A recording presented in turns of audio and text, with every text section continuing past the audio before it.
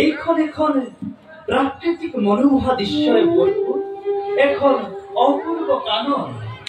ইয়াৰ প্ৰাকৃতিক দৃশ্য সঁচাকৈয়ে অতুলনীয়।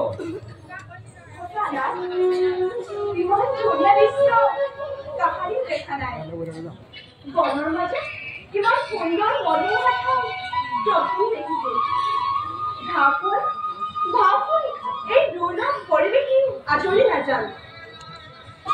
বিশ্বাস নাই জননী, আমাক মন্ত্ৰমুগ্ধ কৰি বিপদত পেলাবৰ বাবে ই কোনো ৰাক্ষস মায়াও হ'ব পাৰে। গতিকে বলক জনা, আমি নিষ্পথত ভৱাগ্ৰহত